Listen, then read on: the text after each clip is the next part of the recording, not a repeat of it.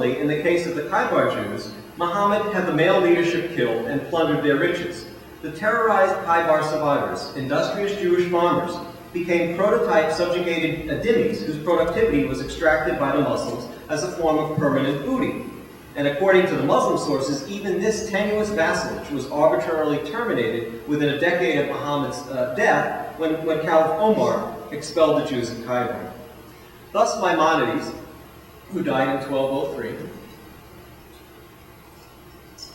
the renowned Talmudist, philosopher, astronomer, and physician, as noted by Salo Baron, the great historian of the early 20th century, emphasizes the bellicose madness of Muhammad and his quest for political control. Muhammad's mindset and the actions it engendered had immediate and long-term tragic consequences for Jews, from his massacring up to 24,000 Jews to their chronic oppression, as described in the Islamic sources by Muslims themselves. So here is Barron's summary of Maimonides' views. Following an apparently prevalent usage, Maimonides calls the founder of Islam a madman, and the Hebrew word is Meshuggah, with both religious and political aspirations, who failed to formulate any new religious ideas, but merely restated well-known concepts. Nevertheless, he attracted a large following and inflicted many wrongs upon the Jews, being himself responsible for the massacre of 24,000. Now, this figure of 24,000 is actually debated between Maimonides and another rabbi who claims 50,000. Maimonides goes with the lower figure. Following his example, the Muslims of the subsequent generations oppressed the Jews and debased them even more harshly than any other nation.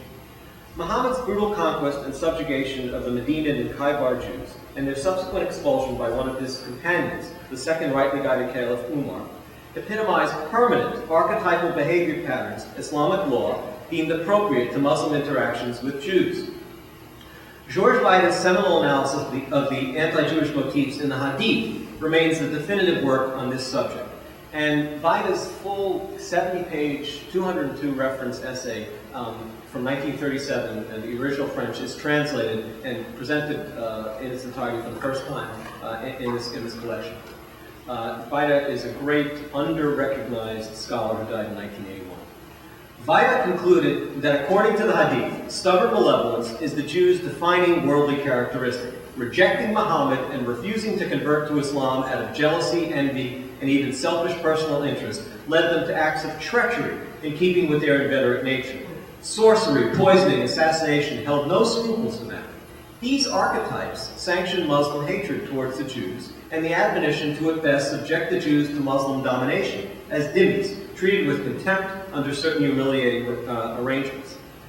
Two particularly humiliating vocations that were imposed upon Jews by their Muslim overlords in Yemen and Morocco, where Jews form the only substantive non-Muslim dhimmi populations, merit elaboration.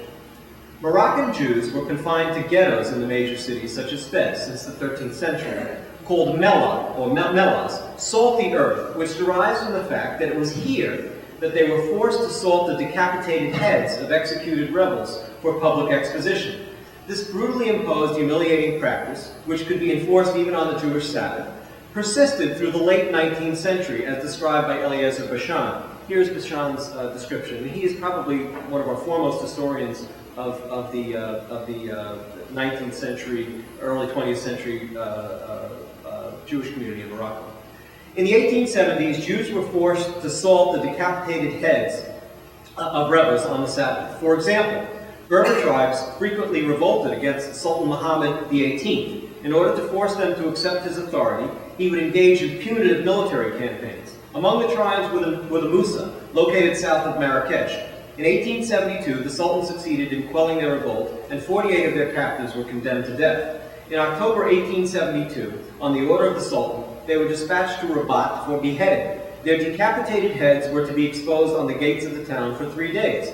Since the heads were to be sent to Fez, Jewish ritual slaughterers of livestock were forced to salt them and hang them for exposure on the Sabbath. Despite threats by the governor of Rabat, the Jews refused to do so. He then ordered soldiers to enter the homes of those who refused and drag them outside. After they were flogged, the Jews complied and performed the task, and the heads of the rebels were exposed in public. Yemenite Jews had to remove human feces and other waste matter, urine which failed to evaporate, from Muslim areas, initially in Sana and later in other communities such as Shibam, Yarim, and Damar. Decrees requiring this obligation were issued in the late 18th or early 19th century and reintroduced in 1913. Yehuda Niddy reproduces an 1874 letter by a Yemenite Jew to the Alliance Israelite in Paris lamenting the practice. And here's an extract from that letter. It is 86 years since our forefathers suffered the cruel decree and great shame to the nation of Israel from the east to sundown. For in the days of our fathers, 86 years ago, there arose a judge known as Hadi, and said unto the king and his ministers who lived in that time, that the Lord, blessed be he, had only created the Jews out of love of the other nations, to do their work and be enslaved by them at their will, and to do the most contemptible and lowly of tasks.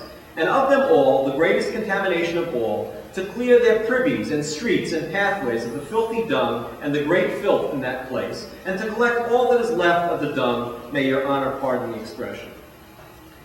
And when the Jews were perceived as having exceeded the rightful bounds of this subjective relationship, as in mythically tolerant Muslim Spain, the results were predictably tragic. The Grenadian Jewish vizier Samuel ibn Negrella and his son Joseph, who protected the Jewish community, were both assassinated between 1056 to 1066, and in the aftermath, the Jewish population was annihilated by the local Muslims. It is estimated that up to 4,000 Jews perished in the pogrom by Muslims that accompanied the 1066 assassination. This figure equals or exceeds the number of Jews reportedly killed by the Crusaders during their pillage of the Rhineland some 30 years later, at the outset of the First Crusade. The inciting rationale for this Grenadian pogrom is made clear in the bitter anti-Jewish ode of Abu Ishaq, a well-known Muslim jurist and poet of the times, who wrote the following: "Bring them down to their place and return them to the most abject station. They used to roam around us in tatters, covered with contempt, humiliation, and scorn. They used to rummage amongst the dung heaps for a bit of a filthy rag to serve as a shroud for a man to be buried in. Do not consider that killing them is treachery. Nay, it would be treachery to leave them scoffing." Abu Ishaq's rhetorical incitement to violence also included the line, "Many a pious Muslim is in awe of the vilest infidel ape." Moshe Perlman, in his analysis of the Muslim anti-Jewish polemic of 11th century Grenada, notes, Abu Ishaq used the epithet ape profusely when referring to Jews. Such indeed was the parlance. Perlman then cites the related Quranic passages. I've mentioned some of them, 265, 560, and 7166, upon which such nomenclature was based. The Moroccan cleric al-Maghili, who died in 1505, referring to the Jews as brothers of apes, just as Muhammad, the sacralized prototype, had addressed Ibn Teresa, who repeatedly blasphemed the Muslim prophet, and whose overall conduct reflected their hatred of Muslims, fomented and then personally led a Muslim pogrom in about 1490 against the Jews of the southern Moroccan oasis of Tuat, plundering and killing them en masse and destroying their synagogue in neighboring Tamantin. An important Muslim theologian whose writings influenced Moroccan religious attitudes towards Jews into the 20th century, al-Maghili also declared in verse, "Love of the prophet requires hatred of the Jews." The annihilationist sentiments regarding Jews, as expressed by Hamas cleric Wael al-Zaran and incorporated permanently into the foundational 1988 Hamas Charter, are also rooted in Islamic eschatology. As characterized in the Hadith, Muslim eschatology highlights the Jews' supreme hostility to Islam. Jews are described as adherents of the Dajjal, the Muslim equivalent of the Antichrist, or according to another tradition, the Dajjal is himself Jewish. At his appearance, other traditions maintain that the Dajjal will be accompanied by 70,000 Jews from Isfahan, wrapped in their robes and armed with polished sabers, their heads covered with a sort of veil.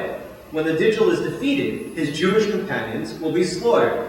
Everything will deliver them up, except for the so-called Garkad tree, as per the canonical hadith included in the 1988 Hamas Charter in Article 7. Another hadith variant, which takes place in Jerusalem, has Isa, the Muslim Jesus, leading the Arabs in a rout of the Dajjal and his company of 70,000 armed Jews. And the notion of jihad ransom extends even into Islamic eschatology. On the day of resurrection, the vanquished Jews will be consigned to hellfire, and this will expiate Muslims who have sinned, sparing them from this fate. The rise of Jewish nationalism, Zionism, posed a predictable, if completely unacceptable challenge to the Islamic order. Jihad imposed chronic dimitude for Jews of apocalyptic magnitude. As historian Bat Yaor has explained,